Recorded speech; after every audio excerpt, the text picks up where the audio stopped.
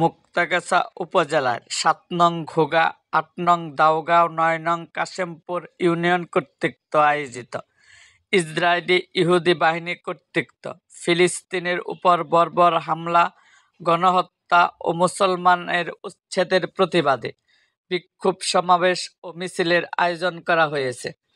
এই মিছিলের খণ্ডচিত্র এবং বিক্ষোভ সমাবেশের কিছু অংশ আপনাদের সামনে তুলে ধরা হলো। তার আগে যারা আমার চ্যানেলে নতুন তারা অবশ্যই আমার চ্যানেলটিকে সাবস্ক্রাইব করুন এবং পাশে থাকা বেল আইকনটি বাজিয়ে দিন। তাহলে শুরু করি ভিডিওটা।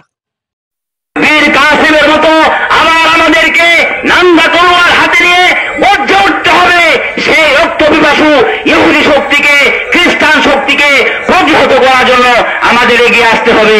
আমাদের রাসূল আমাদেরকে জানিয়ে গিয়েছেন, আল কুফরু মিল্লাতুন ওয়াহিদা, কুফরি শক্তি ইহুদি, খ্রিস্টান, হিন্দু, বৌদ্ধ তারা মুসলমানদের বিরুদ্ধে নিঃশর্তভাবে ঐক্যবদ্ধ হতে পারে, কিন্তু আমরা মুসলিম জাতি আমাদের এমন একটা হীন অবস্থা, আমাদের উপর যখন আক্রমণ আসে আমরা মুসলমানরাই আমাদের মুসলমানকে রক্ষা করার জন্য আমরা একত্রিত হতে পারি না।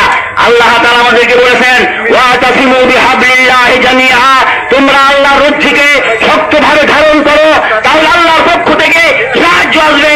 আবারও আমি আল্লাহ তাআলার সাহায্য প্রাপ্তির আশায় আল্লাহর রশ্মিকে মজবুতভাবে ঐক্যবদ্ধভাবে ধারণ করার মাধ্যমে সেই বাতিল শক্তি, সেই ইহুদি খ্রিস্টানদেরকে প্রতিহত করার জন্য অঙ্গীকারাবদ্ধ হওয়ার আহ্বান রেখে আমার সংক্ষিপ্ত কথা শেষ করছি।